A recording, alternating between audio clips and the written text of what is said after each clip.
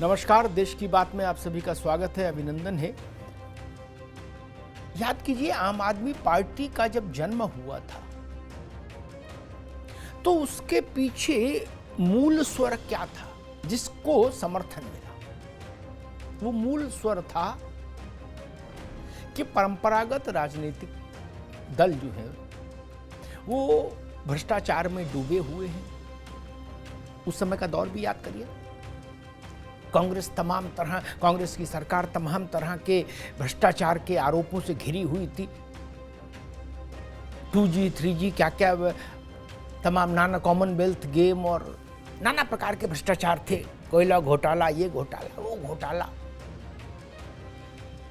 वो सच थे, ये झूठ थे, बाद का विषय है। लेकिन पूरे भारत में एक विमर्श बन गया था गांव तक कि भाई राजनीतिक दल भ्रष्टाचार के चरम पर हैं। उस दौर में अचानक से अन्ना के आंदोलन के गर्भ से जन्मी एक पार्टी जिसका चेहरा बने अरविंद केजरीवाल। लोगों ने कहा कि पढ़ा लिखा व्यक्ति है और भ्रष्टाचार के खिलाफ है, और उन्होंने कहा भी कि भाई मैं परंपरागत नेता नहीं हूं जैसे नेता और भी लोग हैं भारत में, जैसे नेताओं का चलन है। उन्होंने कहा मैं तो मफलर वाला आदमी हूं और सारे भ्रष्ट एक तरफ और मैं एक तरफ। इस मारक पंक्ति को लेकर, इस मारक सूक्ति को लेकर अरविंद केजरीवाल ने अपनी राजनीतिक पारी की शुरुआत की और देश भर में उनकी चर्चा हुई, दुनिया भर में चर्चा हुई। विदेशी अखबारों में भी हलचल मची कि भारत में भारत के राजनीतिक नक्षत्र पर, आसमान पर एक नया नक्षत्र उदयीमान हो गया, अरविंद केजरीवाल। और सच कहें तो दिल्ली को ये लगा कि शायद इस नए राजनीतिक दल पर और इस व्यक्ति पर भ्रष्टाचार मुक्त व्यवस्था के लिए भरोसा किया जा सकता है। उम्मीदों का सूरज उगता दिखा, समर्थन मिला। धीरे धीरे आप देखिए कि भ्रष्टाचार के आरोपों से आम आदमी पार्टी घिरती गई और घिरते घिरते घिरते घिरते दो तरह की छवि बनी उसकी। एक भ्रष्टाचार के आरोपों से गिरी, उसके नेताओं को जेल जाना पड़ा, मंत्रियों को जेल जाना पड़ा, विधायकों के लिए समस्या पैदा हुई। एक विधायक दंगे के आरोप में फंस गए और दूसरी एक छवि बनी कि काम कम झगड़ा ज्यादा। आपको याद हो कि संजय गांधी ने नारा दिया था इमरजेंसी के दौरान, बातें कम काम ज्यादा। ये संजय गांधी का नारा था। यहां हो गया काम कम झगड़ा ज्यादा, हल्ला ज्यादा। एक दो चीजें एक साथ चली। अब आप सोचेंगे ये विषय में आज क्यों लाया, इसका तात्कालिक प्रसंग क्या है, रिलेवेंस क्या है। मैं इसलिए लाया, मुझे लगता है कि आम आदमी पार्टी अब लीडरशिप क्राइसिस की ओर बढ़ रही है। नेतृत्व का संकट भी पैदा हो रहा है और नेताओं पर संकट भी घनीभूत हो रहा है। दोनों चीजें। मनीष सिसोदिया अरविंद केजरीवाल के बाद पार्टी का, सरकार का सबसे बड़ा चेहरा थे। वो जेल गए तो शराब के घोटाले में गए और ऐसे गए कि मुद्दत हो गई, अभी तक जमानत का अता पता नहीं। दोष मुक्ति का मसला नहीं, जमानत का भी अता पता नहीं। सोचिए, है ना बड़ी बात। दूसरे मंत्री थे सत्येंद्र जैन, वो भी पढ़े लिखे आदमी थे और अरविंद जी ने कहा था कि इनके कागज मैंने चेक किए, बिल्कुल परफेक्ट है, कहीं कोई हेरा फेरी नहीं। वो भी बेचारे जेल गए। ये अलग बात है कि तिहाड़ में उन्होंने थोड़ी फिजियोथेरेपी करा ली थी ज़्यादा, उसके चलते बदनाम हुए, सो अलग। लेकिन उनकी भी दशा दुर्दशा हो गई, जमानत भूल ही गए। बाहर आए भी तो रीढ़ की हड्डी का ऑपरेशन कराने के लिए बाहर आने की इजाजत मिली, अन्यथा नहीं। ये दो घटनाओं ने आम आदमी पार्टी के उस स्लोगन को प्रामाणिक कहिए, निष्प्राण कहिए, कर दिया, जो जिसमें था कि भाई बाकी सब चोर हैं, हम सबसे अलग हैं। लोगों ने कहा ना नहीं भाई, आप सबसे ज्यादा न सही लेकिन हो सब जैसे, इसमें तो विवाद नहीं। बाकी पार्टियों के नेता भी इसी सब में जो जेल जाते हैं, आप भी जा रहे हो खाने कमाने, कोई नहीं। फिर मसला आया अरविंद केजरीवाल जी के मकान का। उसको किसी ने रंग महल कहा, किसी ने शीश महल कहा, मुख्यमंत्री का आवास। उसमें एक धारणा ये बन गई कागज पत्तर के साथ कि इसमें घोटाला हुआ है। फिर कुछ चीजें ऐसी होती जो पब्लिक परसेप्शन बदल देती है। जैसे ऐसा टॉयलेट जिसमें फ्रेश होने के बाद प्रक्षालन के लिए ऐसा कमोड लगा जो रिमोट से चले। बताइए, आदमी समझ गया कि मामला भाई ये तो ठीक नहीं है। क्या भारत में आप करिए, कर लीजिए, ठीक है, लेकिन दिखे ना। नेताओं में ये एहतियात रखना चाहिए। दिख गया वो नेता गया। क्या आप अंदर क्या कर रहे हैं, दरवाजा बंद है, ठीक है, लेकिन दिखना नहीं चाहिए। दिख गया, बोले अरे राम राम, कमोड में भी रिमोट। एक तुकबंदी भी बन गई, कमोड में रिमोट, है ना। लोग कह रहे भाई साहब यहां टीवी का रिमोट खराब हो गया, खरीदने का पैसा नहीं, वो कमोड में रिमोट लगा रहा है कि पानी कितने डिग्री का गर्म चलेगा पीछे। तो खुद Arvind Kejriwal.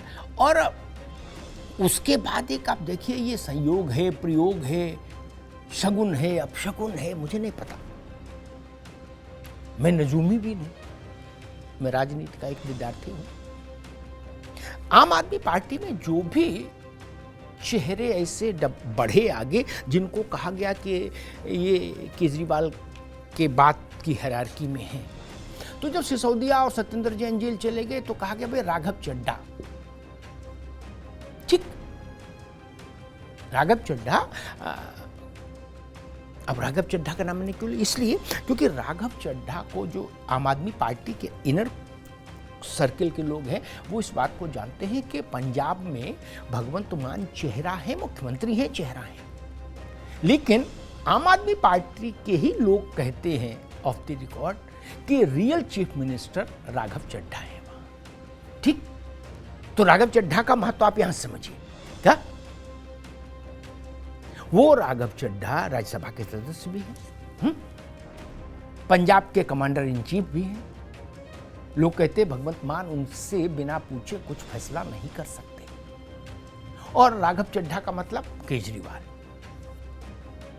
His masters voice. वो राघव चड्ढा भी, इसीलिए मैं कह रहा संयोग है, प्रयोग है, मुझे नहीं पता, वो राघव चड्ढा भी संकट में आ गए, गहरे दलदल में फंस गए। और कोई मामला हो तो उसमें थोड़ा बहुत ऊंच नीच, दाएं बाएं एडजस्टमेंट हो भी जाए। मामला है राज्यसभा के भीतर का। आरोप लगा कि भाई आपने सांसदों के दस्तखत गड़बड़ कर दिए, और उन सांसदों ने खड़े होकर कह दिया कि हाँ, और उस पर मुहर किसने लगाई? देश के गृह मंत्री अमित शाह ने। उन्होंने कहा कि सभापति जी, इस मामले में को गंभीरता से देखा जाना चाहिए। तो गंभीरता से दिख गया तुरंत, और इतनी गंभीरता से दिख गया कि उनका मामला विशेषाधिकार समिति को चला गया।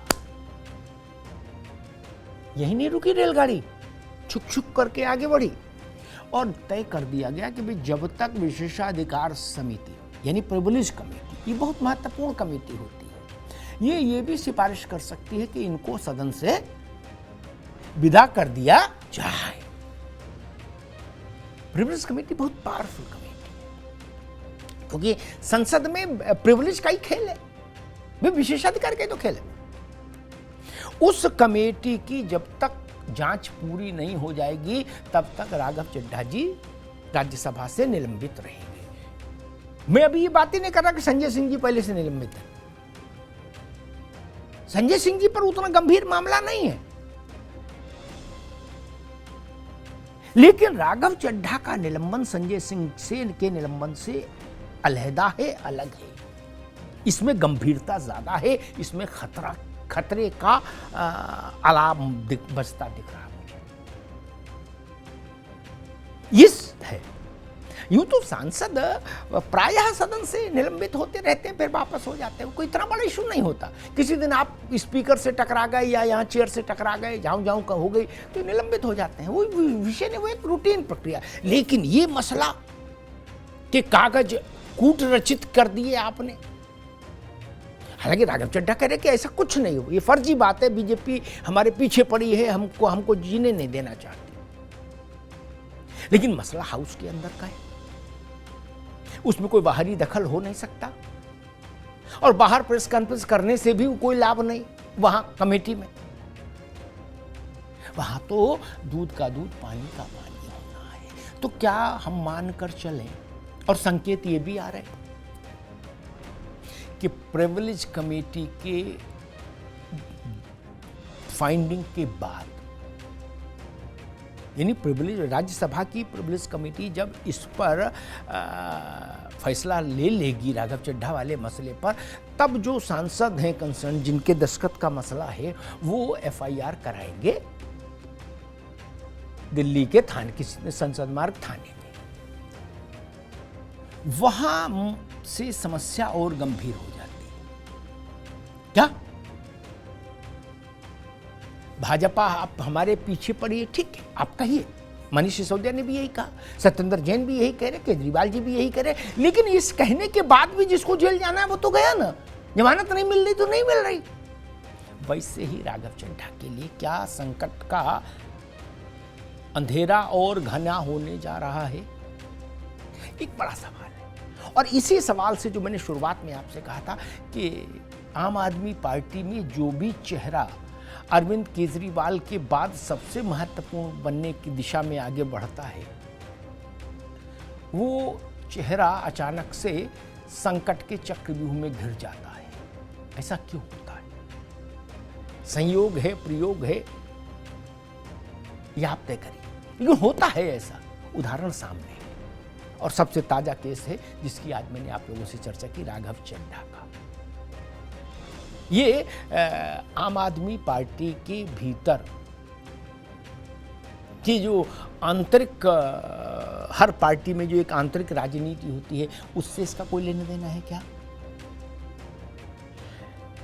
या इस महज संयोग है? इस प्रश्न को मैं जनता के ऊपर छोड़ता हूं। धन्यवाद।